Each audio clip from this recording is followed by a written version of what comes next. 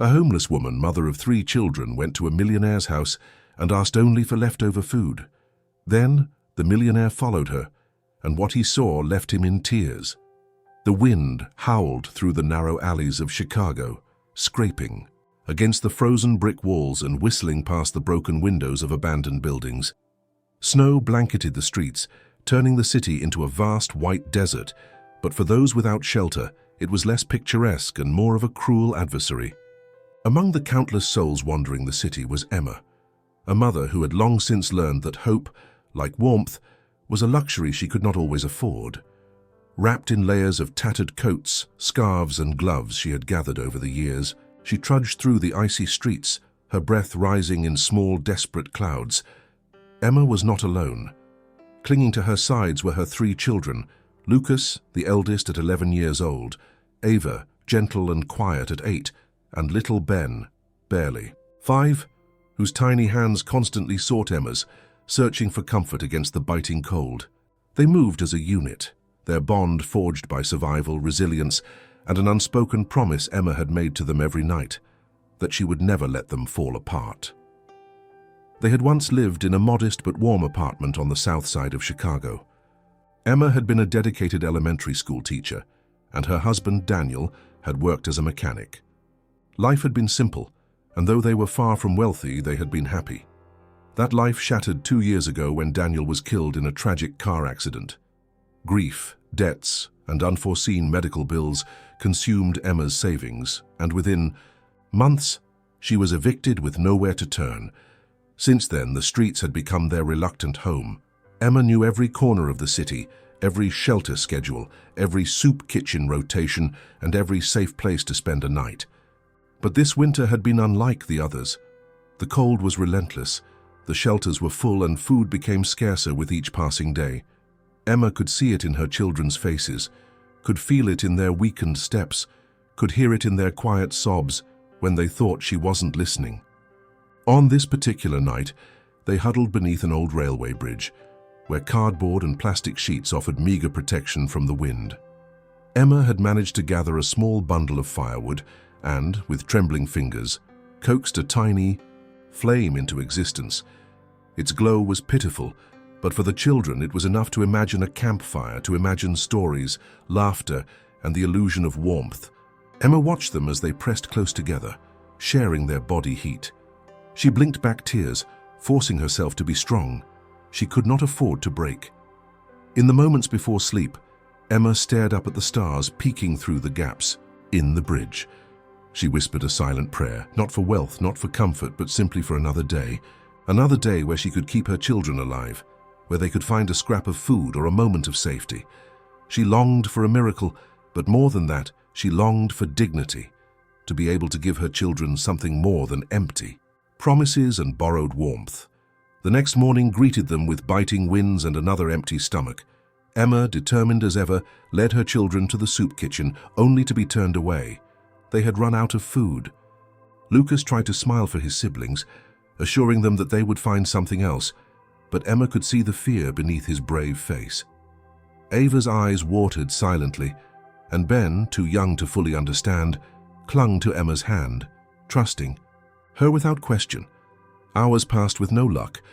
Emma tried every familiar place and even a few new ones. As dusk approached, she realized that the options had run out. That night, she could not return to the bridge without something to feed her children. Driven by desperation and love, Emma made a decision that both terrified and shamed her. She would venture into the wealthy neighborhood of Lincoln Park. She had heard of the towering mansions, the opulent parties, and the lavish dinners. Somewhere in that excess, there had to be leftovers. Leftovers would be enough. With the children sheltered temporarily in the library, Emma crossed the city, the cold gnawing at her resolve. As she walked past rows of grand houses with glowing windows and smoke curling from chimneys, Emma felt the sting of comparison. Every warm light, every decorated doorway, every scent of roasting meat drifting into the night air was a reminder of what she no longer had. Yet she pressed on, determined not to return empty-handed. Finally, she stopped before a grand estate, its gates open just enough for her to slip through. The mansion loomed ahead, intimidating in its size and beauty. Emma hesitated, her pride warring with her desperation. She had never begged before. Even on the streets she had found ways to survive without asking directly. But tonight, there was no other way. Her children were waiting, and failure was not an option. Emma stepped forward and, with a trembling hand, knocked on the heavy oak door. Each second that passed felt like an eternity. Her heart pounded so loudly that she could barely hear the footsteps approaching from inside.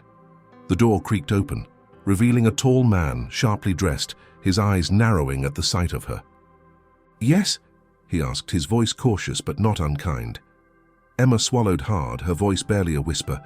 I am sorry to bother you.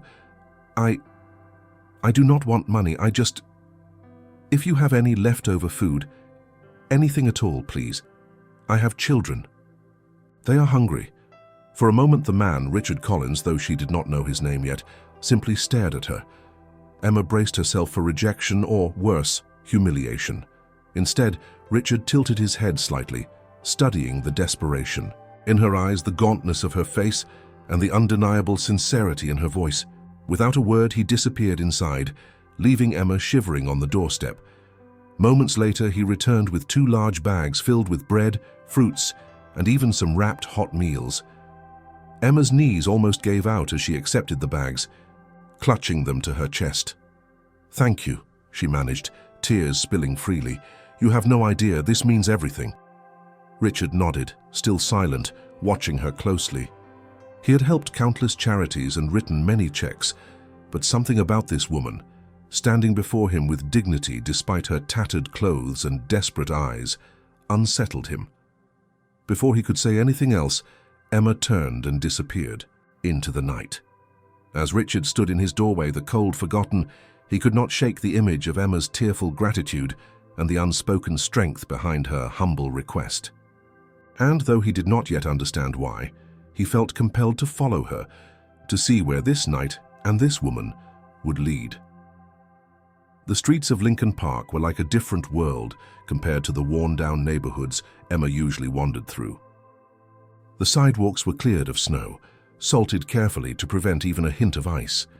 Trees wrapped in twinkling lights lined the roads, and luxurious cars sat quietly in driveways of palatial homes. Through the tall windows of these grand houses, Emma could glimpse families gathered around large tables, laughter echoing faintly as they shared hearty meals, oblivious to the cold beyond their walls. It was a sharp contrast to the empty, bitter world that Emma and her children inhabited. Every step she took, deeper into the neighborhood, felt like walking through a world that had long forgotten people like her. Emma tried to steady her breathing. As she approached the mansion at the end of the street, the largest and most impressive of them all, the structure towered with its intricate brickwork, tall pillars, and grand windows that flickered with the warm glow of chandeliers. The iron gates, though slightly ajar, were adorned with holiday wreaths, signaling festivity and abundance. Emma's boots crunched against the neatly shoveled pathway leading to the front door. She glanced back briefly, almost expecting someone to chase her away, but the street remained quiet. She could hear the muffled sounds of a piano from within. The house, the melody soft but elegant, and it only made the emptiness in her stomach twist tighter. For a long moment, Emma hesitated. Her fingers were stiff from the cold, but more than that, they trembled from the sheer humiliation she felt. Never in her life had she imagined standing at a stranger's door, begging. The thought alone was enough to make her throat tighten with shame.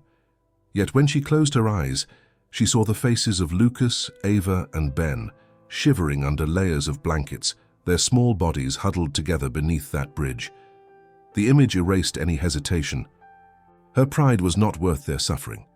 Taking a deep breath, she raised her hand and knocked firmly on the grand oak door. The knock echoed through the vastness beyond, sounding far louder than she intended. Seconds passed, then a full minute, and Emma's heart pounded in her chest, louder than the wind. Finally, she heard footsteps. The door creaked open, revealing Richard Collins, dressed in a tailored black suit, still adjusting the silver cufflink on his wrist.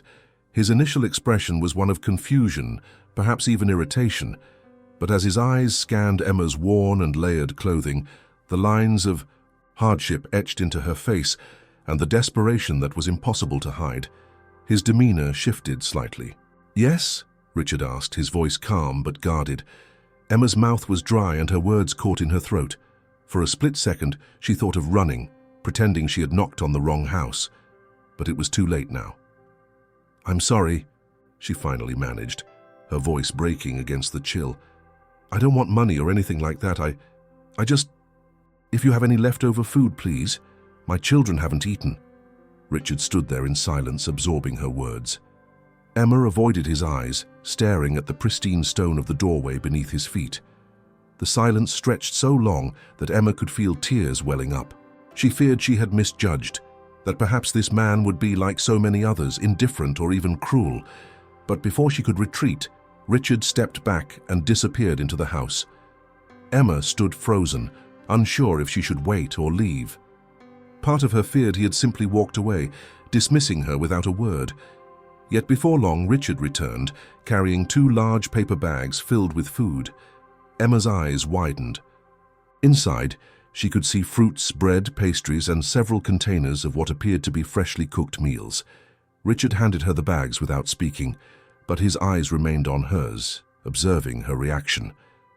Emma's fingers trembled as she accepted them. The heat from the food radiated through the paper, almost too warm against her frozen skin. "Thank you," she whispered, struggling to hold back tears. "You have no idea what this means." For the first time since opening the door, Richard's guarded expression softened. He studied her, not just her desperate need, but her dignity. Even while asking for scraps, there was something about the way she stood, the way she spoke. She was not begging, she was surviving. There was no sign of manipulation or self-pity, only raw necessity. Emma clutched the bags tightly, almost afraid they would disappear. She turned to leave, but Richard's voice stopped her. "Wait," he said, though unsure why. Emma turned slightly, looking over her shoulder. For a brief second, Richard considered, asking her where she was headed or if she needed more. But the words died in his throat. He was not sure if it was sympathy, curiosity, or a strange sense of guilt that made him hesitate. Emma offered a small nod and walked away into the cold. Her pace was hurried now, eager to return to her children. Richard stood there watching her figure retreat down the street, past the glittering homes, until the darkness swallowed her whole. Yet despite the door now closed and the warmth of his home surrounding him again, Richard found himself restless. He kept replaying the brief encounter in his mind, the gratitude in her voice, the sorrow behind her steady gaze, and the sheer relief she displayed upon receiving simple leftovers. Hours later, long after Emma had disappeared from view, Richard still could not bring himself to dismiss the event. He had given to charities before, attended galas, and written checks larger than most people's yearly incomes. Yet, none of those acts had ever left him feeling the way he did now. There was something about Emma's quiet resilience, her refusal to ask for more than the bare minimum, and the fact that her first concern was clearly not herself, but her children. Unable to shake the feeling, Richard paced his grand dining room, staring out the frosted window into the night. He sipped a glass of brandy but found no comfort in it. The wealth surrounding him, once a source of pride, now felt heavy, even suffocating. He had seen desperation before, or so he thought, but tonight felt different. He had seen genuine dignity wrapped in ragged clothes, walking away with nothing but leftovers and gratitude. For the first time in years, Richard considered that perhaps he had been living behind walls not just of brick and glass, but of ignorance. What if the world beyond these gates was not merely filled with those seeking handouts, but with people like Emma, people who once had lives, dreams, and families, now fighting silently for survival? Richard moved back to the window and stared into the darkness, feeling the cold seep through the glass. He knew deep down that this night was far from over. Emma had disappeared into the winter, but the imprint she left was undeniable. Richard, without fully understanding his own motivation, resolved quietly to find out more. He needed to know where she went, who she was, and why someone so clearly broken refused to beg for anything more than scraps for her children. And so, the next morning, with a mixture of curiosity and something he dared not yet name, Richard prepared himself to follow Emma's trail. The following morning, Richard woke before dawn, troubled by a night filled with restless thoughts. He was not a man easily disturbed by fleeting encounters. His life, meticulously built upon numbers, negotiations, and calculated risks, rarely left space for sentimental diversions. Yet as he sat in his leather chair, staring blankly at the embers of the dying fire in the grand fireplace, he realized Emma's face would not leave his mind. There was something profoundly unsettling about the way she carried herself, not broken but bearing the immense weight of her circumstances with an almost defiant resilience. The image of her children waiting somewhere in the freezing city, depending on those bags of food, haunted him. Richard was a man of action. The corporate world had taught him that problems were meant to be solved swiftly and decisively. This situation, however, was not a transaction, not something he could fix with a wire transfer. He did not even know where Emma had gone. Still, driven by a mixture of curiosity and a sense of responsibility he could not ignore, he decided to find out. Bundling himself in a tailored wool coat, Richard stepped into the frigid morning. The streets of Lincoln Park were still silent, save for the distant sound of snowplows clearing the roads. He retraced Emma's steps, moving cautiously, unsure if she would even be within reach. He noticed the faint impressions of footprints still visible on the fresh snow leading away from his property, lighter than his own heavy steps. He followed them, weaving through side streets and alleys, heading further from the comfort of the manicured neighborhood into parts of Chicago he had not set foot in for years. The city gradually transformed as he moved. The bright, festive decorations became scarcer, replaced by boarded-up shops and abandoned buildings. Richard realized he had driven past these areas countless times, yet had never truly looked at them. The cold here felt heavier, as if even the wind understood the sorrow that dwelled in these streets. He kept moving until he spotted Emma, walking briskly ahead, carrying the now visibly lighter bags of food. She was alone, suggesting that the children were hidden somewhere nearby. Richard maintained his distance, careful not to be noticed. He observed as Emma navigated the city with practiced ease, weaving through alleys and narrow streets until she reached a grimy underpass hidden beneath an old railway bridge. There, huddled together on a pile of blankets and old mattresses, were 3 children. Lucas, tall and thin, immediately stood up when he saw his mother approach. Ava, delicate and shy, clung to Ben, who was curled up, clearly trying to keep warm. Richard stopped behind a stack of discarded crates, watching silently. He could hear snippets of their conversation carried by the wind. Emma was smiling, despite the exhaustion on her face, as she unpacked the food. The children's faces lit up with pure joy, not because of the quantity of food, but because of Emma's presence and the modest feast she had managed to secure. Even Ben, who seemed too tired to sit up fully, managed a small smile when Emma handed him a piece of warm bread. Richard felt a knot tighten in his throat. He had seen families enjoy lavish banquets at his home, laughing without care, yet none of them had ever radiated the gratitude and unity he was now witnessing under a cold bridge. There was no bitterness in the children's faces, only innocent relief. Emma divided the food methodically, ensuring that each child received enough before she even thought of herself. When Lucas tried to pass her a portion of his share, Emma gently shook her head and assured him she had already eaten. Richard's mind raced. He was witnessing something raw, something he never imagined. A mother preserving the dignity and well-being of her children in the most desperate conditions, without complaint or resentment.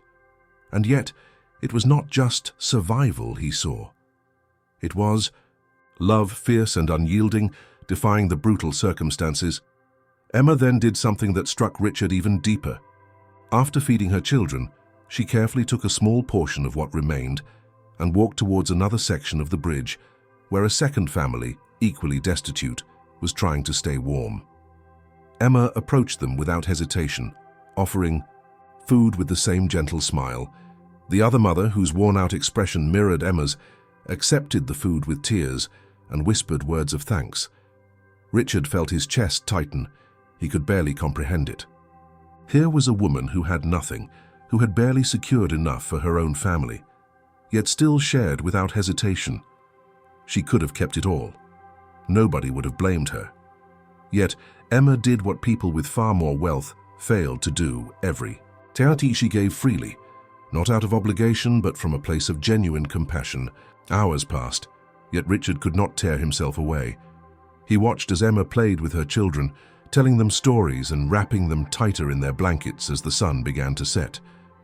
Despite the bleakness of their situation, there was an undeniable warmth within that small corner of the bridge.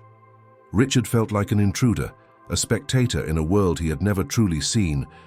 It was no longer about charity or guilt. It was about understanding. Emma had something that no amount of money could buy: strength. As night crept over the city, Emma remained alert, keeping a constant eye on her children and their surroundings. Richard, now hidden deeper in the shadows, debated approaching her. His instincts urged him to offer help, but a lingering fear stopped him. Would she accept? Would she even trust him? More importantly, was he even capable of offering what she truly needed? Emma never noticed the silent figure watching her from afar. She remained focused on the small world she had carved out for her children. Richard, however, realized that this encounter had shifted something within him. The next move he made would not be out of pity, but out of admiration for a woman who, against all odds, held her family together with nothing but sheer will. That night, as Richard returned to his mansion, the grand halls felt emptier than ever. The towering ceilings, the priceless art, and the roaring fireplace did little to comfort him. His mind was still beneath that bridge, watching Emma and her children cling to each other, wrapped not just in tattered blankets, but in a love stronger than anything he had ever witnessed. He poured himself a glass of wine, but left it untouched, instead sitting in silence, consumed by the realization that perhaps it was not Emma who was impoverished, but himself. The next morning arrived cloaked in heavy grey clouds, promising yet another day of relentless cold. Emma awoke with numb limbs and a stiff neck, having barely slept through the wind that howled like a beast during the night. Her children were still curled tightly together, using each other's bodies for warmth. Emma quietly adjusted their worn blankets, carefully tucking in the corners to block the sharp breeze that sliced through the cracks in their makeshift shelter. The railway bridge above them groaned softly as trains passed occasionally, sending vibrations through the iron and stone. For most, it was noise. For Emma and the children, it was a lullaby they had grown used to. Unaware that Richard had silently followed them the night before, Emma tried to focus on the immediate tasks of survival. She opened the remaining bag of food, which, although diminished, still contained enough to provide a modest breakfast.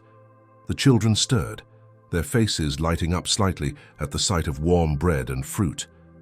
Ben, the youngest, let out a sleepy giggle when Emma gently tapped his nose with a slice of apple, and even Ava, always the quiet one, gave a small smile. Lucas, ever the protector, helped divide the food without complaint, ensuring his younger siblings got the larger portions. What Richard saw from his concealed position was not just survival, but a mother orchestrating a daily ritual of hope. Emma did not merely hand them food, she turned the act into a shared moment, making it feel like a family breakfast rather than an act of desperation. She wiped their faces with care, fixed Ava's tangled hair with her fingers, and whispered soft words that Richard could not hear but could clearly feel. The children clung to her every word, and despite their circumstances, their bond seemed unbreakable. After breakfast, Emma rummaged through a worn backpack, pulling out a few battered notebooks and pencils. To Richard's amazement, she sat the children down on an old piece of cardboard and began what looked like a small lesson. Despite the surroundings, the chilling wind, the dirt-covered ground, and the occasional distant siren, Emma was teaching. She pointed to letters drawn in the snow, making them repeat words, correcting them gently, and celebrating even their smallest successes with pride. Lucas read aloud. Ava copied letters diligently, and Ben, though younger, tried to follow along, giggling at his own mistakes. Richard was frozen not from the cold, but from disbelief. How could someone, after enduring such hardship, still prioritize education? He had seen private tutors fail to engage children who had every advantage, Yet here under a bridge, 3 children were focused, eager, and learning with nothing but their mother's determination and a few scraps of paper. Emma's passion for teaching was evident in every gesture, every word of encouragement, and every patient correction. It was clear this was not just a distraction to keep the children busy. This was Emma fighting for their future, refusing to let their circumstances define their minds. As the morning stretched on, Emma took breaks between lessons to huddle her children closer, rubbing their small hands to keep them warm. When a homeless man passed by, Emma greeted him by name and offered him the last piece of bread without hesitation. Richard watched, stunned. This woman, who had barely enough to sustain her own children, shared without thinking. The man thanked her, giving a nod of gratitude before moving on, and Emma returned to the lesson as if it were the most natural thing in the world. By mid-afternoon, the cold had intensified. Emma led the children on a short walk through the area, gathering small sticks and discarded materials to fortify their shelter. Lucas helped without being asked, carrying the heavier pieces, while Ava and Ben collected smaller branches. Emma organized the structure as best as she could, layering it to shield them from the evening winds. She even managed to scavenge a plastic sheet from a nearby lot, creating a makeshift curtain to keep out some of the bitter cold. Richard, still hidden, was overwhelmed by the ingenuity and resilience on display. What struck him most was the complete absence of complaint. Emma did not curse her fate or lament her suffering. She simply worked, steady and focused, driven by the quiet determination to protect her family. As evening approached, Emma gathered the children close and told them stories. Without books, without pictures, she conjured tales from memory, weaving adventures that made Ava's eyes shine and Ben's laughter echo beneath the bridge. Lucas, though older and more guarded, leaned in, allowing himself to be drawn into his mother's world of imagination. Richard could hear the faint rise and fall of Emma's voice, animated and warm despite the frozen air. The laughter and smiles of the children were a stark contrast to the grim surroundings, but it was real, undeniable. Richard had spent years solving problems through money, influence, and connections. He had thought of hardship as something that could always be negotiated. Yet here, he saw a reality that money alone could not mend. Emma did not just need charity. She needed the world to see her, to recognize her strength, and to offer her a chance, not a handout, but a door to walk through.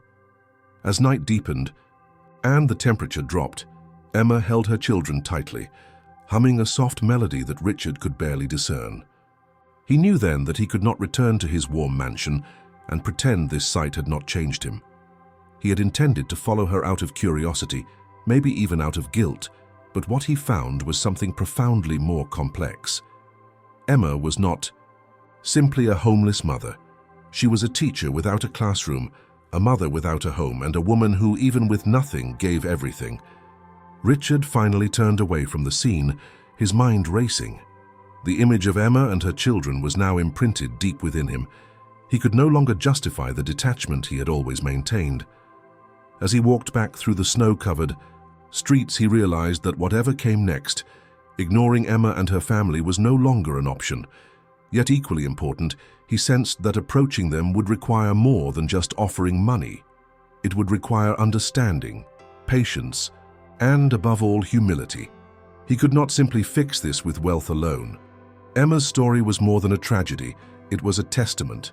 And somehow Richard knew that his own life was about to change, just as much as Emma's, though neither of them could possibly foresee how deeply intertwined their fates were about to become. The next day brought no relief from the bitter cold, and yet, under the iron skeleton of the old railway bridge, Emma and her children woke up as they had the morning before, with stiff joints and frozen fingers, but with the same unwavering resolve.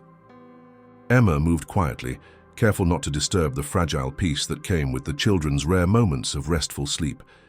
As she arranged the little that remained of the food Richard had given them, her thoughts were consumed by the looming uncertainty. Yet there was no room for despair, not when 3 pairs of innocent eyes would soon look to her for reassurance. Once Lucas, Ava, and Ben were awake, Emma divided the remaining bread and fruit as evenly as possible. There was no mention of the scarcity, no sign of worry on her face, though inside she was already strategizing where she might find more before nightfall. The children ate in silence at first, grateful but too tired to speak much. Emma knew they were all running on the edge of exhaustion, their bodies fighting against the cold and the persistent hunger that gnawed at them every day. After breakfast, Emma glanced beyond the bridge, noticing a small cluster of figures huddled nearby. It was another family, much like hers, trying to survive with what little they had. Emma had seen them before but had avoided interaction out of fear, not of them but of having too little to share. Today, however, watching the gaunt faces of the other mother and her two children, Emma made a quiet decision. She took what was left of the bread, cradling it carefully as if it were treasure, and walked toward them. Richard, hidden behind the same pile of discarded crates, observed every movement. He had returned without hesitation, compelled by something he could not yet name, needing to see if what he had witnessed the previous day was real or a fleeting anomaly. What he saw confirmed what he had begun to suspect. Emma's heart was immeasurable. Emma approached the family softly, offering the bread with a kind smile. The other mother hesitated, eyes wide with disbelief, before accepting the gift with trembling hands. A silent understanding passed between the two women, a recognition of shared hardship, of a mutual struggle that no words could fully express. The children of the second family devoured the bread quickly, their mother blinking back tears as she mouthed a thank you. Emma nodded, saying nothing more, and returned to her children, who had watched the entire exchange without question. They knew their mother's heart well enough to expect no less. Richard was stunned. He had assumed Emma's generosity from the previous evening had been circumstantial, a one-time act, driven by the immediacy of having just enough. But here she was, with even less than before, still giving, still carrying herself with the quiet grace of someone who refused to let adversity rob her of humanity.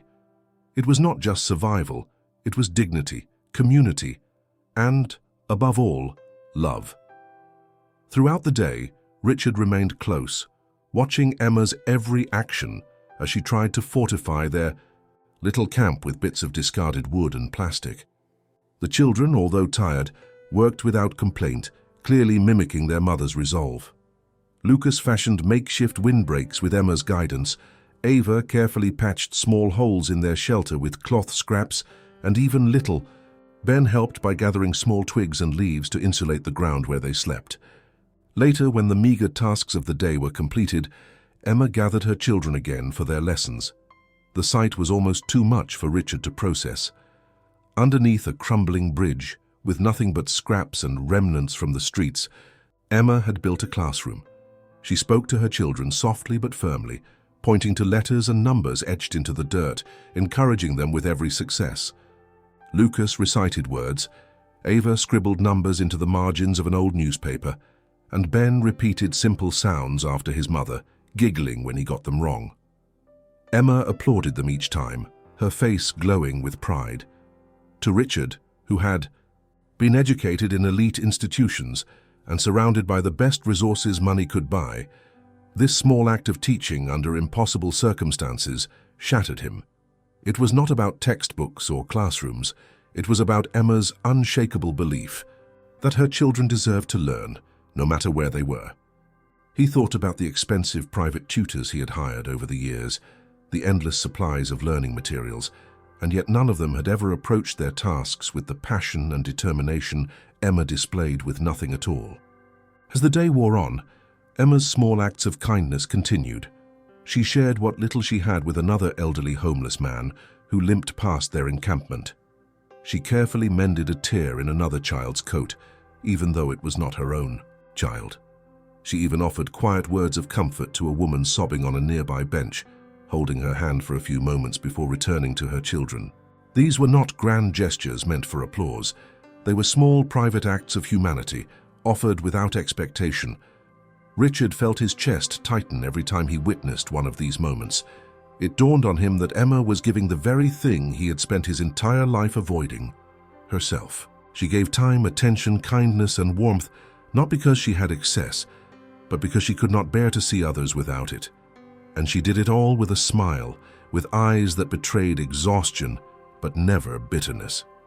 As night fell, Emma prepared the children for sleep. She sang softly to them, a lullaby that Richard could barely hear but recognized as something gentle, ancient, and filled with love.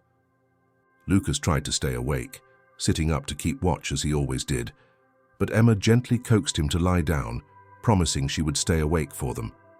When the children finally drifted into sleep, Emma remained seated, staring into the distance, her expression a mixture of vigilance and weariness.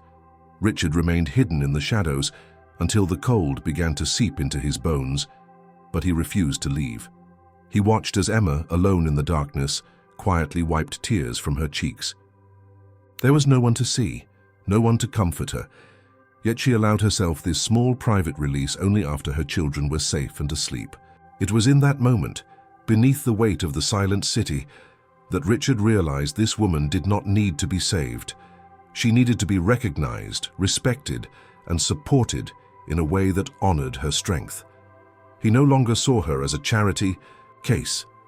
He saw her as one of the strongest people he had ever encountered, and as he returned to his mansion later that night, every step heavy with the realization of how little he truly understood about resilience, love, or sacrifice, he knew, without a doubt, that he could not and would not walk away from Emma's story. Something deeper had shifted inside him, and he was certain that his next move would not be out of guilt or pity, but out of a newfound admiration and purpose. The following week unfolded with a chilling cruelty that even Emma, accustomed to hardship, had not anticipated. The city, driven by the arrival of a new mayor and a rigorous urban renewal project, began clearing out many of the improvised shelters scattered across the outskirts of Chicago. Notices were posted hastily, warnings that few read and even fewer they could do anything about. Emma, like many others under the bridge, was aware of the murmurs but hoped that the city would overlook their small, unobtrusive corner. It was not a public nuisance, it was barely noticeable, hidden beneath the heavy iron of the railway. Yet hope, as Emma had learned, was often a fragile thing. That morning began like any other. Emma had prepared what little remained of their food and led the children through their morning routine, trying to distract them from the biting wind and their growing fatigue. The children, despite their weariness, embraced the lessons. Lucas helped Ben hold a makeshift pencil, Ava practiced reading aloud, and Emma, despite the worry nesting deep in her chest, smiled as if nothing threatened their little world. Richard, watching from his now frequent hiding place, had noticed the signs before Emma. City workers had surveyed the area earlier that morning, their clipboards and radios betraying the gravity of what was about to happen. Richard knew too well the language of authority, the tone of officials delivering orders. He knew they were not just checking, they were planning. Hours later, as Emma tried to keep the children warm with a small, pitiful fire, the city trucks arrived. Their engines growled like monsters as uniformed workers disembarked, flanked by law enforcement. Emma immediately stood up, pulling her children close. Around them, other families gathered what little they had, panic flashing in their eyes. The workers moved with practiced indifference, tossing aside makeshift tents, pushing broken carts and bags of personal belongings into large dumpsters without hesitation. Emma rushed to plead with one of the workers. "Please," she begged, "please, we have nowhere else to go. It is just for the winter, please." But the man barely glanced at her. "Orders," he muttered, before turning away, barking commands at others. Richard felt a surge of anger rise in him. He could see the desperation on Emma's face, the fear in Lucas's trembling hands as he tried to shield Ava and Ben from the chaos. Yet, Richard remained frozen. He had never felt so powerless, not because he lacked resources, but because he realized that money alone could not stop the cold machinery of the city's bureaucracy. Emma, amidst the growing turmoil, worked frantically to salvage what she could. Blankets, a few notebooks, some food, anything that could still be clutched tightly against the cold night ahead. Lucas helped without question, eyes wide with terror, while Ava sobbed quietly, and Ben clung to Emma's coat, too young to fully understand, but old enough to feel the fear radiating from his mother. In a matter of hours, the bridge was cleared. The families that had called it home were scattered like leaves in the wind. Emma found herself on the streets again, clutching her children and their few remaining possessions, wandering aimlessly through streets that had grown colder, not just from the winter, but from the indifference they now embodied. Richard followed from a distance, guilt gnawing at him like never before. He had stood by, rationalizing that perhaps this was a problem he could solve later, that maybe Emma would find another corner, another temporary haven. But as he watched her trudge through the snow-covered streets, searching desperately for a new refuge as night fell, he realized the cruelty of such thoughts. Emma wandered for hours, knocking on the doors of shelters, only to be told again and again that they were full. The city's shelters had been overwhelmed for weeks, unable to accommodate the growing number of displaced families. Each rejection felt like a blow, but Emma did not falter. She hid her breaking heart behind quiet reassurances to the children. "Just a little longer," she told them softly, even as Lucas bit his lip to hold back tears, and Ava clung tighter to her sleeve. Eventually, Emma found a narrow alley sheltered between two buildings, where the wind was slightly less aggressive. There, beneath layers of cardboard and whatever discarded fabrics she could gather, she made a temporary camp. It was exposed, dangerous, and cold beyond measure, but it was the only option left. Richard, hidden once more, watched the pitiful scene unfold. He knew that the temperatures tonight would drop below freezing. He knew logically that he could intervene, walk up to Emma, offer her shelter, food, and security. Yet he also knew that this would not be simple. Emma was proud. She had already refused to beg. Would she accept? Would she see it as charity and reject it out of fear of dependency? As night swallowed the city, Emma wrapped her children tightly, whispering stories in the dark to drown out the noises of the street. The wind bit harder in the open space, turning their breaths into small clouds of frost. Lucas pressed his forehead against his mother's shoulder, tears silently streaming down his face. Ava could barely keep her eyes open, and little Ben whimpered, softly, unable to find warmth despite Emma's desperate efforts. Richard stood there overwhelmed for what felt like hours. Every instinct in him screamed to act, but something deeper, more uncertain, held him in place. He was witnessing not just suffering, but something he could not immediately fix. He feared making it worse, feared pushing Emma further into isolation if she misinterpreted his intentions. Emma's strength, so palpable in every action, was now tested to its limits. Yet even then she did not cry in front of her children. She hummed a soft tune, brushing Ava's hair gently as she whispered promises she wasn't sure she could keep. "We'll find a place soon," she said, though her own heart knew the cruel truth of the city's streets. It was then that Richard realized that this was no longer about witnessing or understanding. He could no longer simply observe.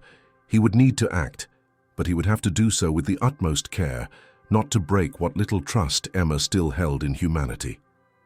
As he returned to his mansion in the early hours of the morning, the silence of his vast warm home felt unbearable. Emma and her children were out there, in the freezing dark, holding onto each other like castaways in a storm. And Richard, for the first time, admitted to himself that his wealth, his status, and his calculated strategies meant nothing if he could not find a way to help without stripping them of their dignity. What Emma needed was not just shelter, but a chance, and somehow Richard knew he had to be the one to offer it. The following days tested Emma in ways that even she, hardened by seasons of suffering, had never endured. With their small refuge under the bridge destroyed, Emma and her children became true wanderers, subject to the full cruelty of the Chicago winter. The city, adorned with festive lights and holiday cheer in wealthier neighborhoods, felt like an alien world to them. The sharp contrast between the bustling streets of shoppers carrying bags of luxury goods and the silent, desperate march of Emma and her children could not have been more glaring. Every morning, Emma would search tirelessly for help. She visited every shelter she knew, stood in long lines outside food pantries, and knocked on church doors hoping for sanctuary. More often than not, the answer was the same. No space, no food left, or simply no reply at all. Emma refused to show her despair openly, but each rejection chipped away at her resolve. Her children, too young to fully comprehend the hopelessness surrounding them, trusted her completely, but even Lucas, growing wise beyond his years, began to understand the gravity of their situation. Emma, however, remained resourceful. She knew the city too well to allow herself to be completely cornered. During the day, she found abandoned buildings where they could warm up temporarily or hidden alleys that offered a few hours of reprieve from the wind.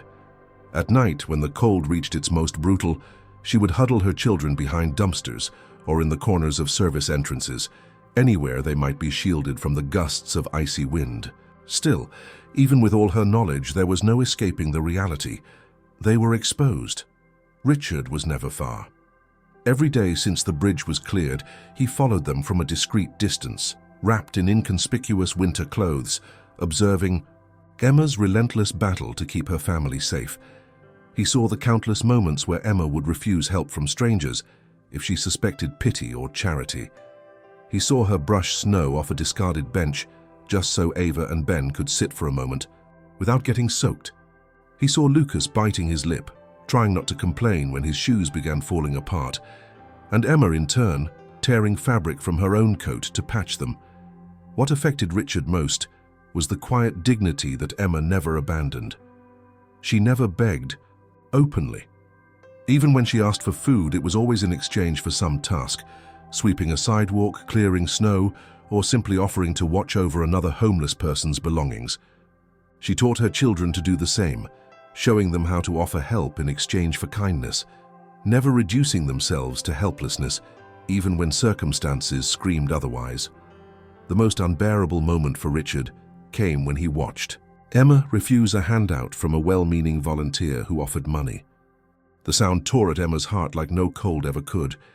His tiny frame shook uncontrollably, and no matter how tightly Emma held him, she could not stop his body from trembling.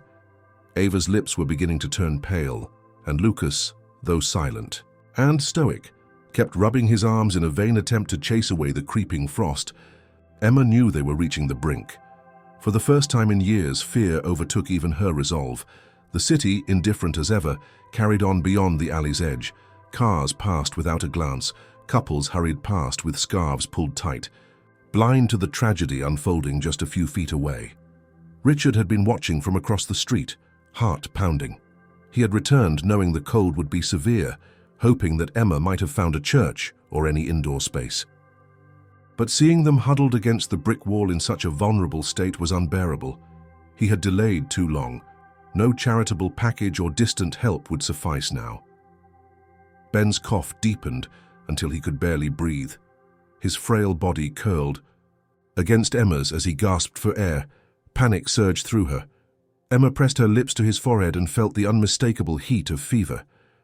She looked around wildly, hoping for a miracle, but there were no lights offering refuge, no kind stranger extending a hand.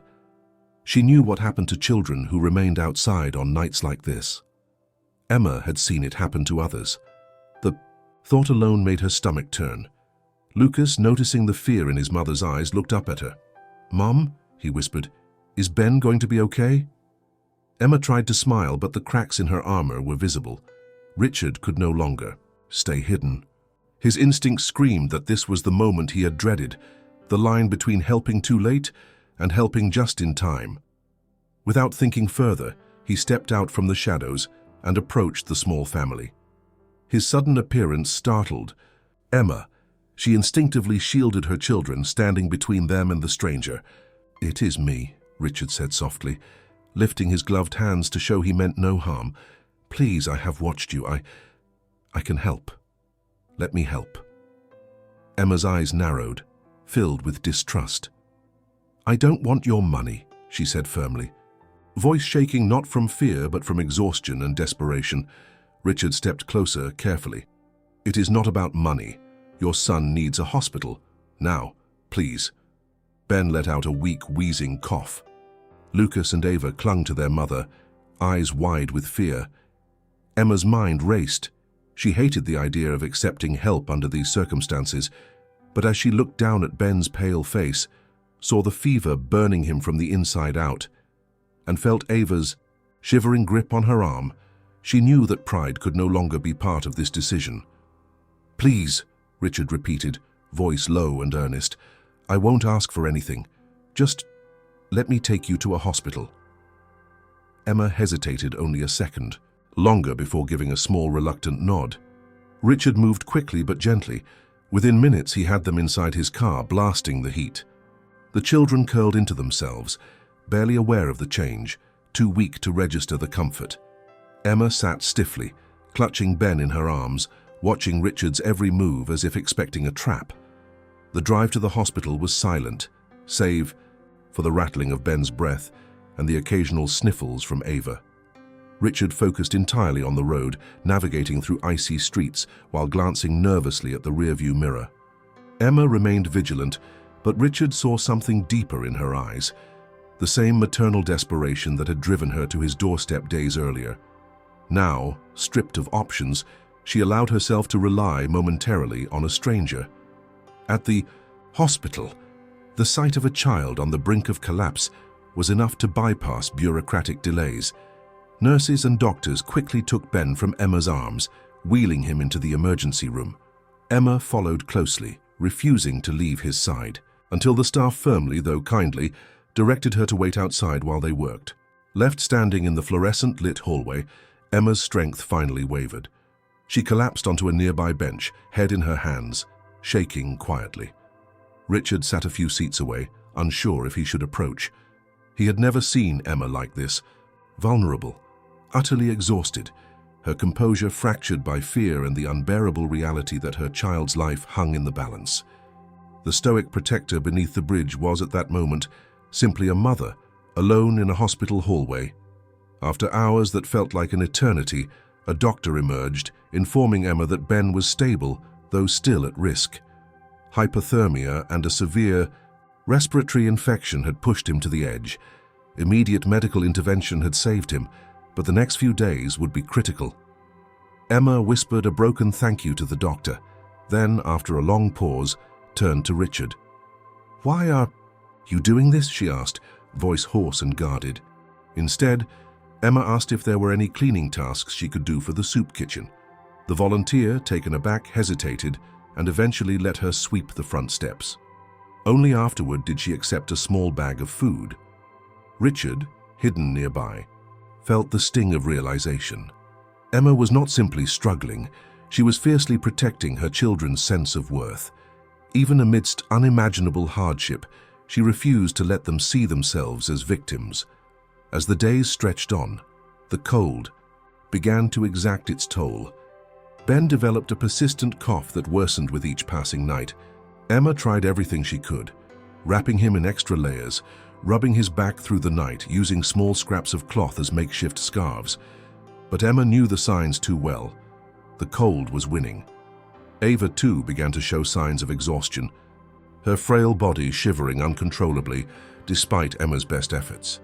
Lucas tried to stay strong, watching over his siblings while Emma scavenged, but Richard could see the cracks beginning to form. Emma's strength was beyond remarkable, but no one could define nature forever. Richard, meanwhile, was battling a storm of emotions. He had never felt so helpless. In his world, problems were numbers, investments, negotiations, percentages. They could be solved by logic, skill, or wealth. But Emma's situation was a matter of survival, pride, and love intertwined, in ways that no amount of money could untangle easily. He feared that offering help directly would crush her spirit, that it might feel like an intrusion or worse, an act of charity that would insult the very dignity she fought to preserve. Yet Richard could not bear to simply stand by. He began, leaving packages where Emma might find them without knowing their origin.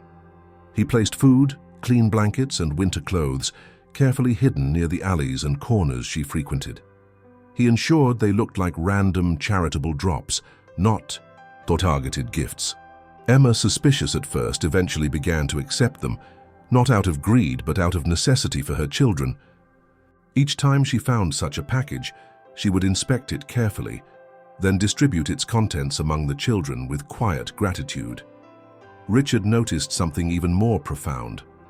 Emma never kept the best for herself. The warmest blanket always went to Ben, the sturdier shoes to Lucas, the thickest scarf wrapped around Ava.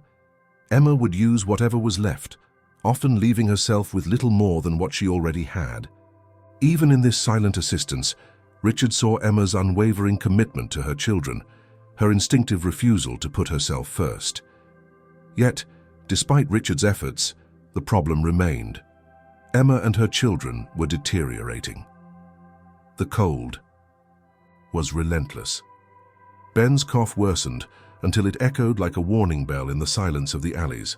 Ava began limping slightly, and Lucas struggled to hide the blistered soles of his feet. Emma, although she never allowed herself to cry in front of them, was visibly fraying. She spoke less. Her steps were slower. She spent hours each night awake, holding Ben against her chest, trying to share what little warmth she could muster. Richard knew that time was running out. The next snowfall was predicted to be severe, and the temperatures were already dropping dangerously. He realized that his quiet offerings, however helpful, were no longer enough. This family was one bitter night away from disaster. He could no longer be just a distant benefactor. He would have to step forward, but he would need to find a way to do it without diminishing Emma's pride, without making her feel like a charity case. It could not be a transaction. It had to be something deeper, an opportunity, a door, not a handout. As Richard returned to his mansion that night, every corner of his warm, immaculate home felt cold and empty. He could no longer enjoy the luxuries he once took for granted. Emma and her children were not just statistics or distant strangers. They were real, vivid, and above all resilient. He knew then that there was no returning to the detached life he had led. The question was no longer if he would help, but how he could do so in a way that honored Emma's courage instead of overshadowing it. He had seen the depths of her strength. Now, he needed to be worthy of standing beside it. The following night unfolded with a merciless chill, colder than anything Emma had faced that winter. The forecast had warned of dangerous temperatures, and as the hours dragged on, the streets became nearly deserted, save for the occasional patrol or desperate soul seeking shelter. Emma and her children, however, had run out of places to hide. Every door remained closed, every shelter full. Emma had wrapped her children in every layer she could find, stacking cardboard and scrap fabric around them to block the wind, but it was not enough. Ben's cough, which had worsened progressively over the last days, became ragged and deep. Richard took a deep breath. Because no one else was, and because I saw you. Not just that night at my door, but every day after. I saw you fighting. I saw you teaching your children, feeding others even when you had nothing. You're remarkable, Emma. She blinked at the sound of her name. She had never told him. Richard, noticing her reaction, quickly added, "The shelter workers mentioned you once. That's all." He did not want her to think he had been prying too deeply. Emma turned her gaze away, staring at the hospital floor. Pride and gratitude clashed violently within her. Richard saw the storm behind her tired eyes, saw how accepting help was both a necessity and a wound. But more than anything, he saw someone who had spent every ounce of energy fighting to shield her children from a world that seemed determined to break them. Neither spoke much for the rest of the night. Emma refused to leave Ben's side once, allowed into the room, holding his hand tightly, whispering soothing words. Richard stayed in the hallway, unable to bring himself to leave, haunted by the reality that had unfolded before him. He had known that Emma and her children were suffering, but witnessing Ben's condition firsthand struck him harder than he expected.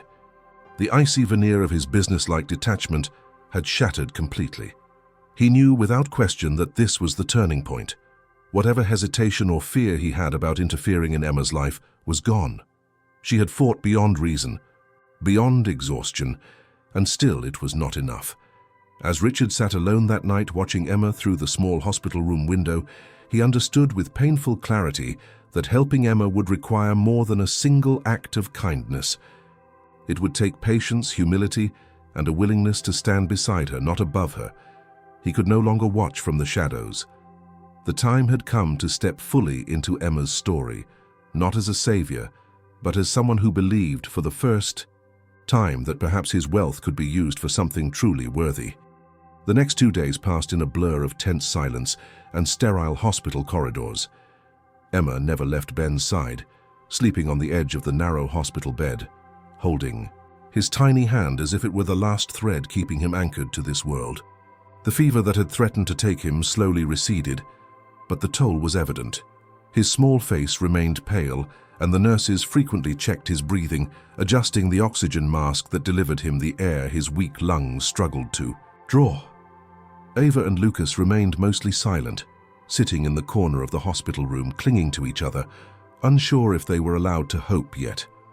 Richard remained nearby throughout, never intruding, yet never truly leaving.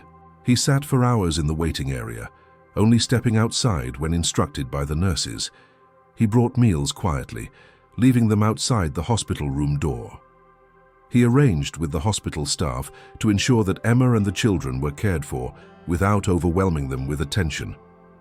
Emma accepted these silent gestures without a word, but Richard could feel the weight behind her glances, a mixture of gratitude, suspicion, and emotional exhaustion. On the third evening, after Lucas and Ava had fallen asleep in the room's corner and Ben was finally resting peacefully, Emma stepped out into the dimly lit hallway. Her arms were crossed tightly, not from the cold, but from the discomfort of what she was about to do. Richard stood as soon as he saw her. "You stayed," she said, her voice hoarse and low. "I told you I would," Richard replied without hesitation. Emma looked down the hallway, eyes unfocused. "You saw us," she whispered. "You saw too much." She paused, then continued before Richard could respond. "I suppose it was going to happen eventually. Somebody would notice." Richard did not interrupt. He simply waited. Emma leaned against the wall, eyes cast downward. "I was a teacher," she began, voice trembling slightly. "I taught third grade for almost 10 years. My husband Daniel worked as a mechanic. We were never rich, but we were happy.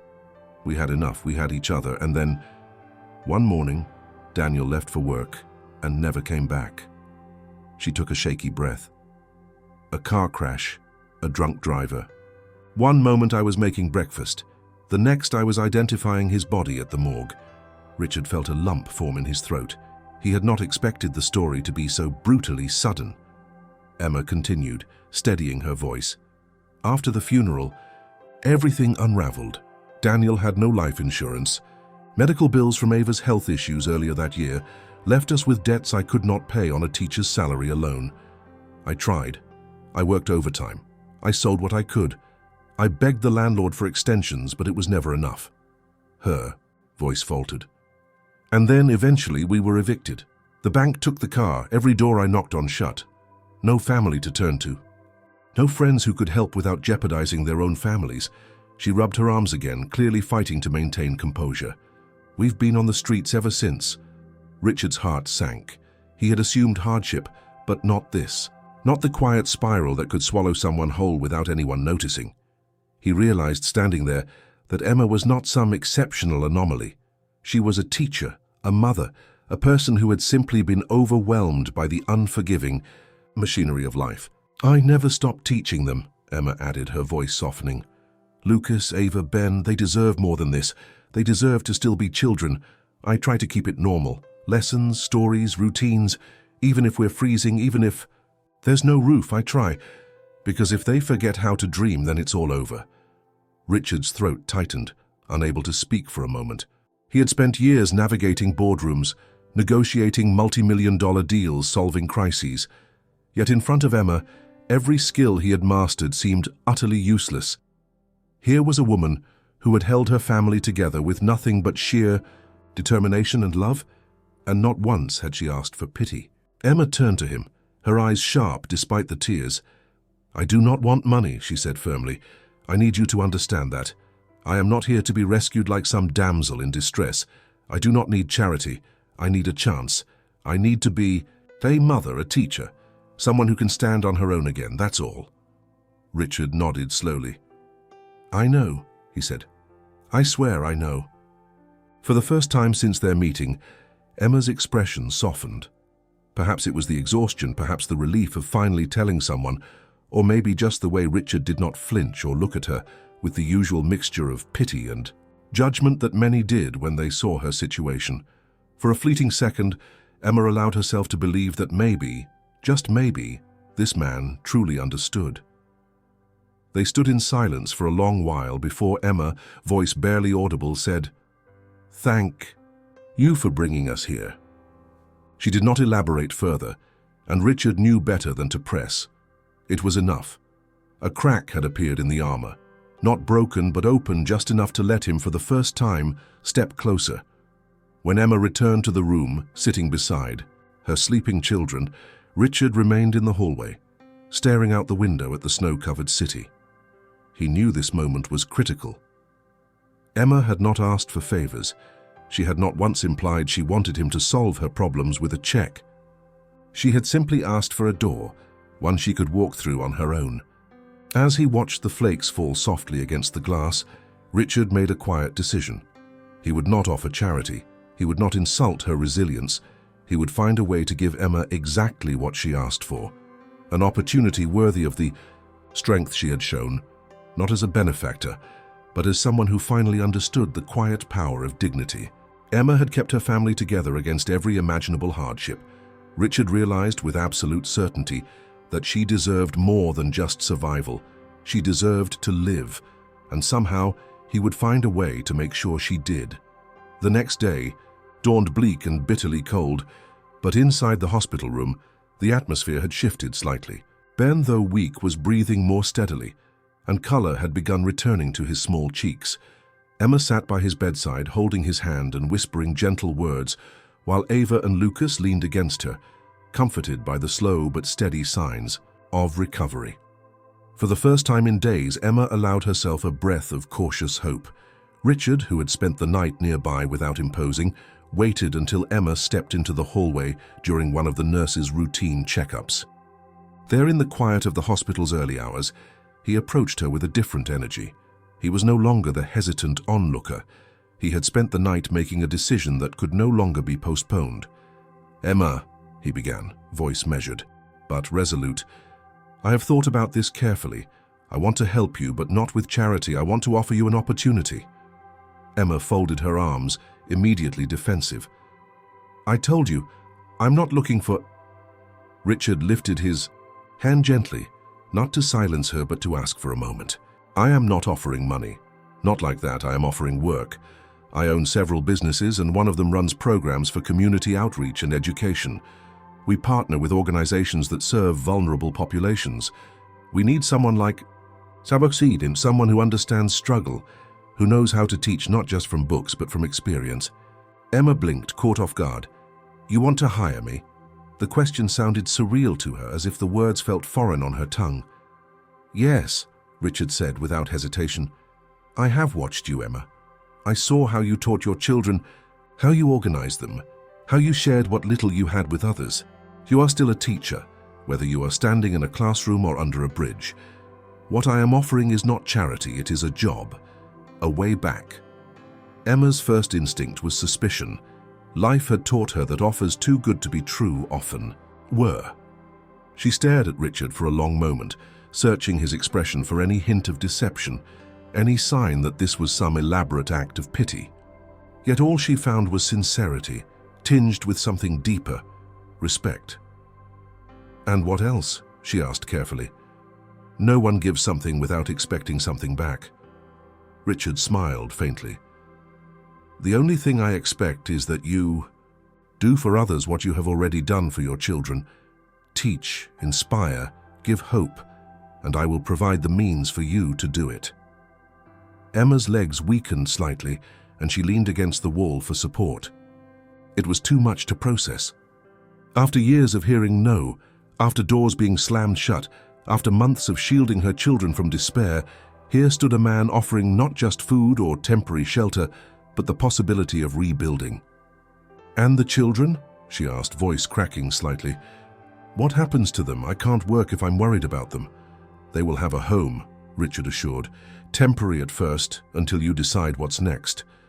They will go to school, they will have what they need, and you will not owe me anything beyond the work you would already give freely." Emma exhaled, fighting the lump rising in her throat. The sheer weight of the moment made her want to cry, scream, or simply collapse. Yet pride remained.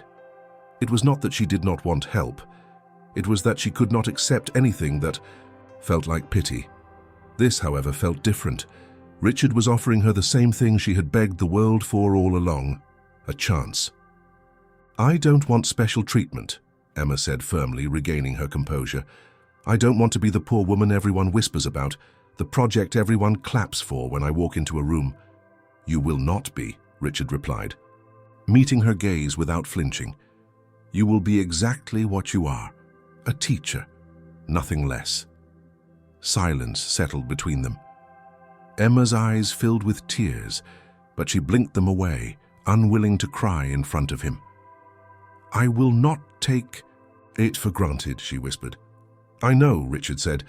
Later that day, after Emma had explained the opportunity to Lucas and Ava, the children clung to her, sensing that for the first time in a long while, something good might truly be happening.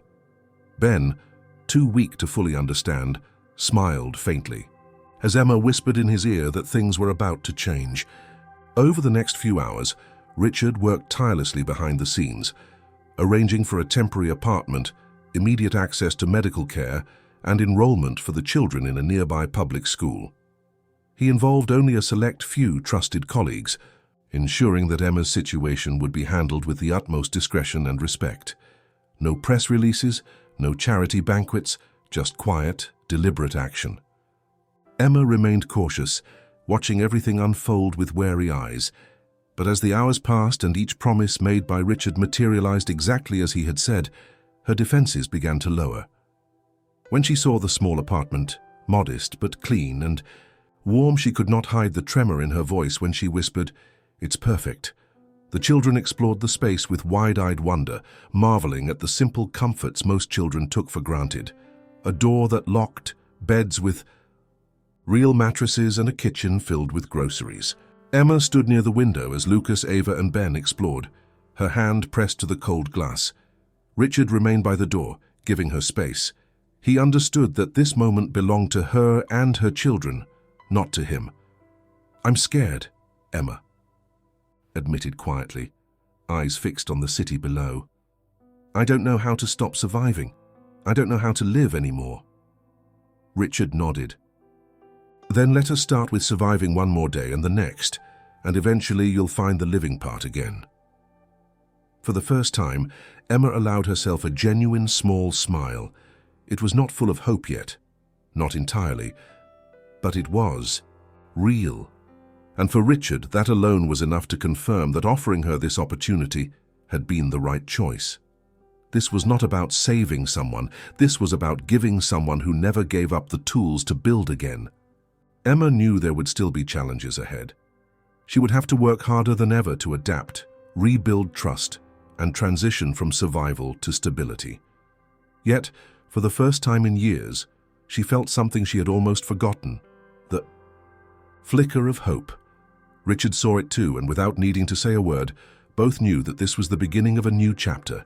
Neither of them could have imagined when Emma first knocked on his door, asking only for scraps. Now, she had something far more valuable, a chance to reclaim everything that had been stolen from her. Emma's first day on the job came faster than she had expected. The apartment was barely unpacked. The children had just begun adjusting to their new surroundings, and yet the reality of returning to work pressed on her with both excitement and anxiety.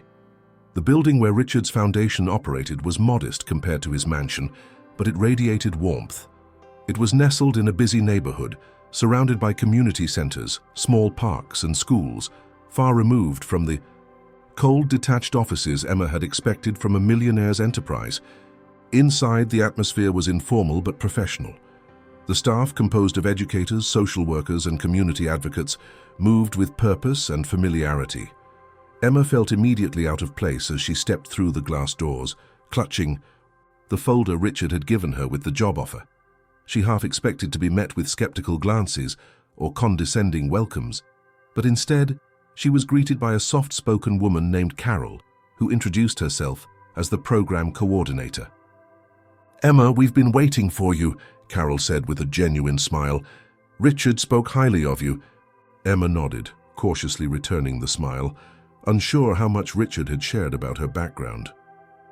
Carol led her through the building, showing her the classrooms, meeting spaces, and offices.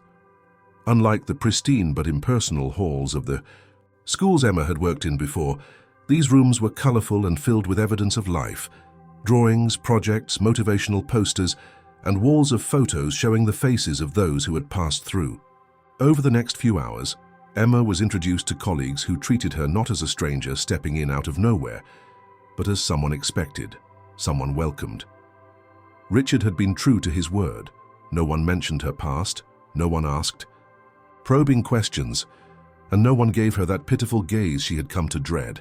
Here she was simply Emma, the new educator, and nothing more. As Carol explained Emma's responsibilities, Emma realized that this role was not a token gesture. She would not be sitting behind a desk pretending to work while being paraded as a third charity case. She was to coordinate literacy programs, organize workshops for families, and when comfortable, assist in developing a mentorship program for homeless parents trying to rebuild their lives. It was real, challenging, and most importantly, meaningful. In the coming days, Emma immersed herself in the work, still wary but determined. Each morning, after walking Ava and Lucas to their new school and ensuring Ben was settled at the community center's daycare, Emma arrived early, eager to prove herself. Though rusty, her teaching instincts returned naturally. She reconnected with the part of herself that had always loved education, not for the paycheck, but for the chance to shape young minds and empower families. Richard visited the center discreetly, never interfering but observing from afar. He noticed the immediate difference Emma made. Parents, many who carried burdens like her own, gravitated to her. She spoke their language, not just in words, but in experience. They trusted her because they recognized in her the same struggles, the same quiet strength. Emma never flaunted her past, but when asked, she shared small pieces, enough for others to see that she understood not by theory, but by survival. In doing so, Emma became more than just a teacher. She became a beacon. Slowly, others who were once reluctant began attending sessions, sitting in on her workshops and opening up about their own fears and dreams. At home, the transformation was just as evident. Lucas, Ava, and Ben, once withdrawn and constantly tense, began to relax. Their bodies, no longer in constant defense against the elements, softened. They spoke more, laughed more, and for the first time in what felt like an eternity, allowed themselves to act like children again. Lucas took to school eagerly, surprising his teachers with his quick intellect despite the months of instability. Ava blossomed, forming bonds with classmates and teachers who welcomed her gentle spirit. Ben, still recovering, found joy in the smallest things: warm meals, colorful toys, and story time with Emma every evening in their small but safe apartment. Emma herself struggled to accept the changes. There were nights when she would sit by the apartment window after the children had fallen asleep, watching the city lights, half expecting it all to vanish. The trauma of losing everything still lurked in the shadows of her mind, but with each passing day it loosened its grip. The apartment became a home, the job a purpose, and her children's laughter proof that perhaps this new life was real. Richard maintained his distance respectfully, yet remained available. He visited the center as needed, met with Emma occasionally to discuss program developments, and ensured through Carol that the family's basic needs were discreetly met. He knew better than to smother them with attention.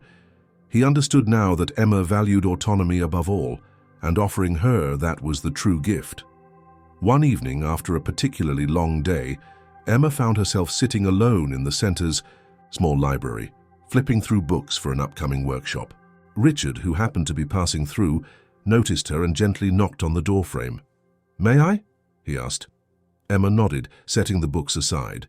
Richard sat across from her, observing the exhaustion but also the quiet confidence she carried now, a far cry from the guarded woman who had first knocked on his door.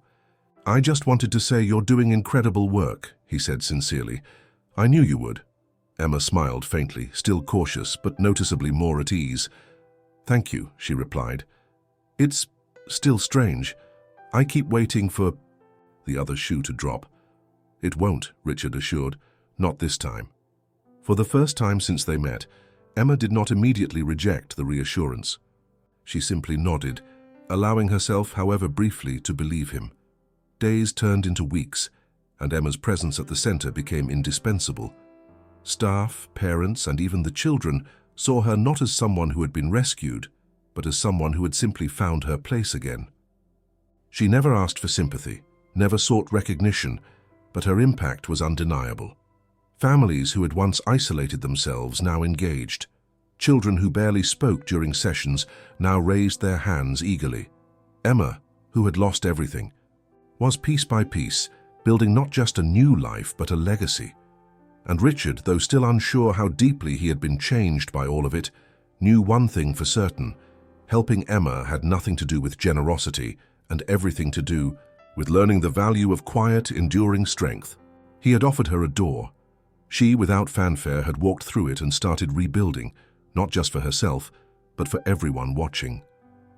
Spring arrived slowly, brushing away the remnants of the unforgiving winter that had nearly claimed Emma and her children. As the days lengthened and the city's streets softened under the touch of warmer winds, Emma's new life began to take root in ways she had scarcely dared to imagine during the harsh nights beneath the bridge.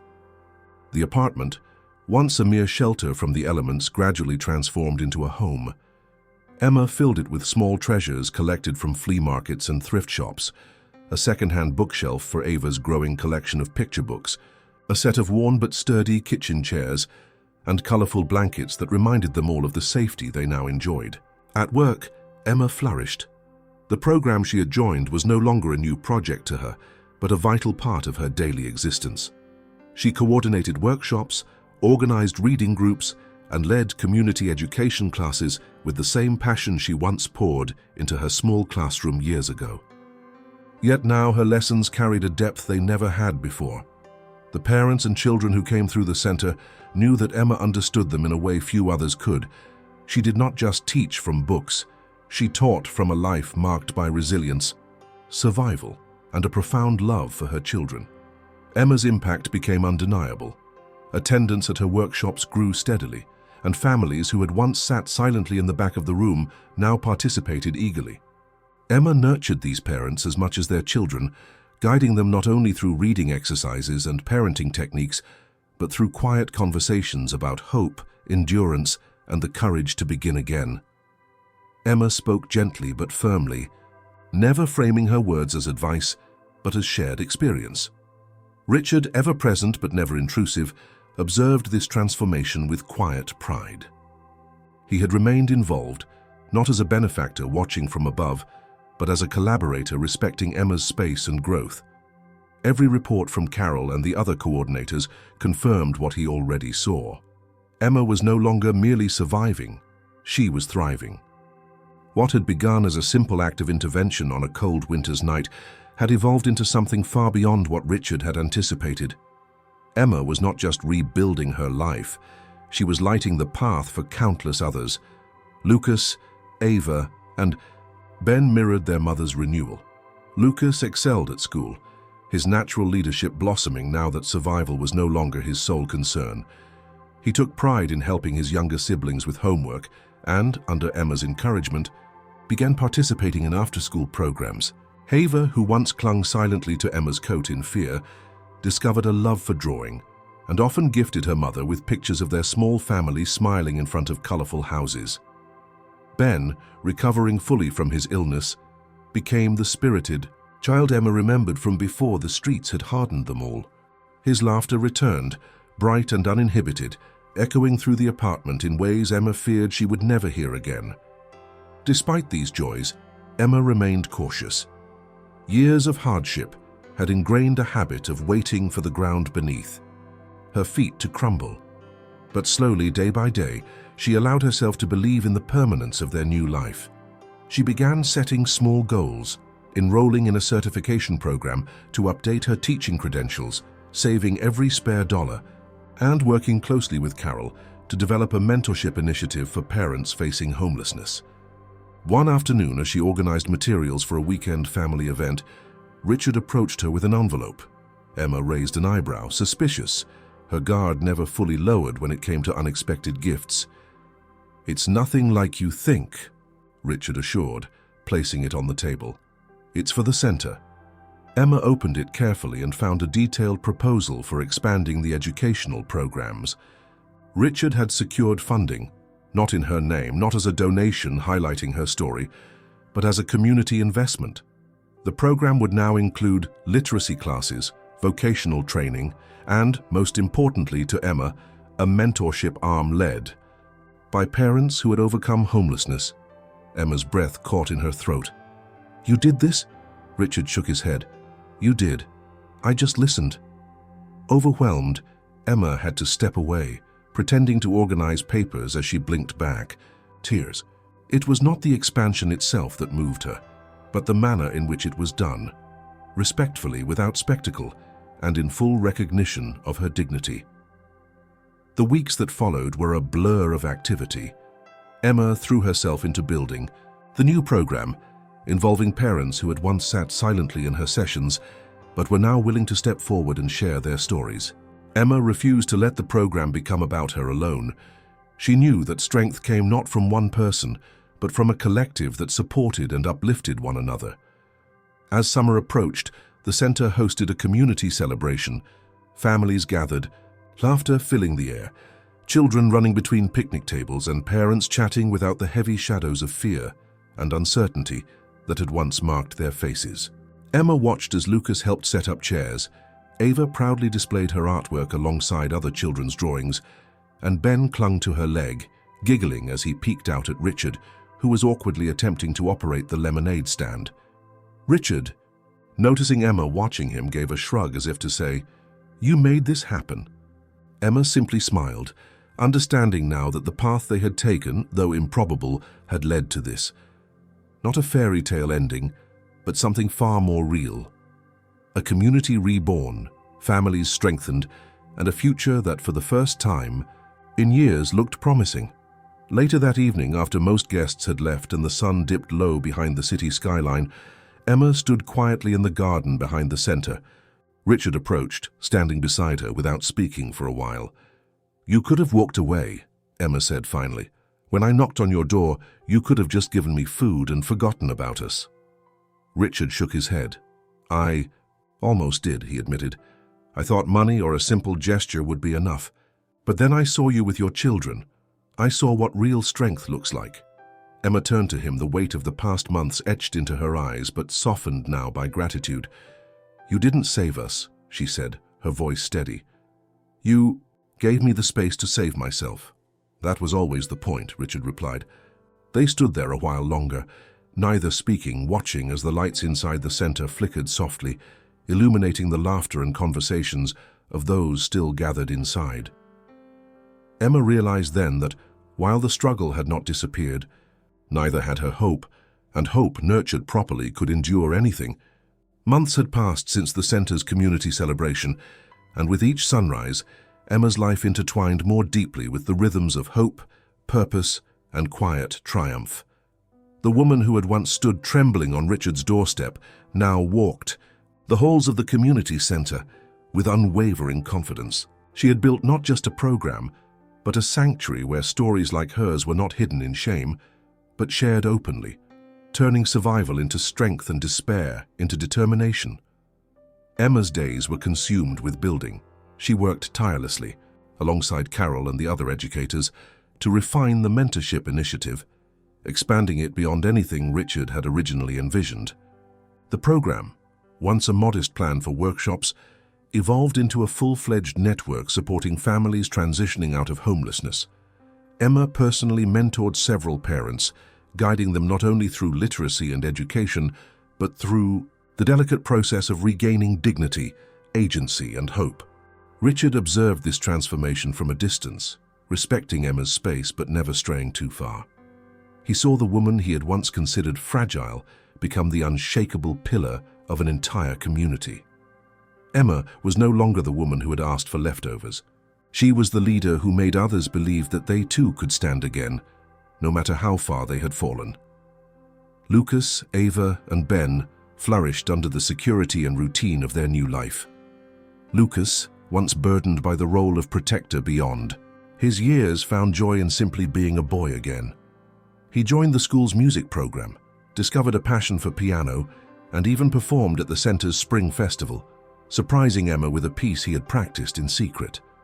Ava, always gentle, embraced her talent for storytelling, winning a local writing contest with a short story about a brave fox who found a new home after losing everything. Ben, the youngest, became the life of every gathering, his laughter infectious, reminding everyone who heard it of the resilience children carry even through the darkest storms. Despite the steady success, Emma remained grounded. She never allowed herself to forget the nights spent beneath the bridge, the bitter cold that had almost stolen Ben, or the countless doors closed in her face. Those memories, painful as they were, had become part of her foundation. They fueled her commitment to ensuring no one who entered the center would feel invisible or undeserving of kindness. The summer arrived full of promise, culminating in a milestone Emma had not dared to dream of: Lucas and Ava's school award ceremony. Emma, dressed modestly but proudly, sat among other parents in the crowded auditorium, watching her children cross the stage to receive recognition not just for academic achievements, but for their extraordinary resilience and kindness. Richard, invited quietly by Emma, sat unnoticed at the back of the room, witnessing the culmination of months of quiet, steady growth. When the ceremony ended and families gathered outside beneath the sunlit sky, Richard found Emma standing with her children, who were clutching their certificates and beaming with pride. Emma turned to him, her eyes reflecting the emotion of the moment. "You came," she said simply. "I wouldn't have missed it," Richard replied. Lucas approached Richard first, his voice steady. "Thank you," he said, extending a hand. Not as a child grateful for charity, but as a young man acknowledging someone who had respected his family. Ava hugged Richard without hesitation, whispering a soft thank you, and Ben, as usual, clung shyly to Emma's side, but offered Richard one of his drawings, a crayon sketch of their family standing beneath a bright sun, smiling. Emma's heart swelled with pride and gratitude, not just for her children, but for the journey they had endured together. The wounds of the past were still there, but they no longer defined her. The bridge, the cold, the hunger. They were part of the story, but not the ending. As families drifted away from the school grounds, Richard and Emma lingered, watching the children chase each other on the grass. "You know," Emma began, breaking the comfortable silence, "when I first came to your door, I didn't think anyone could really see us. We were invisible." "You were never invisible," Richard answered. "Not to me. I just needed to open my eyes properly." Emma smiled, understanding now that neither of them had rescued the other. In truth, they had both learned about humility, about strength, about the quiet, enduring power of standing beside someone rather than above them. In the months that followed, Emma continued to build not just for her own family, but for countless others. The center became known throughout the city, not just for its programs, but for the spirit Emma instilled in it, one of unwavering respect, kindness, and the simple but revolutionary belief that everyone, regardless of circumstance, deserves a chance. And Richard, forever changed, found himself no longer defined solely by his wealth or success, but by the lessons he had learned from the woman who, with nothing, had given more than anyone he had ever known. As the sun dipped low over the Chicago skyline that evening, casting long shadows over the streets, Emma stood tall, surrounded by her children and a future she had rebuilt with her own hands. What began as a plea for leftovers had become something immeasurable, a story of love, resilience, and the quiet, undeniable triumph of the human spirit.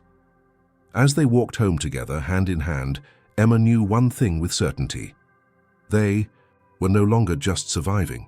They were living, fully, bravely, and beautifully. As the narrator of this story, I confirm that the 13 parts of the story have been completed successfully. If you need adjustments, I am at your disposal.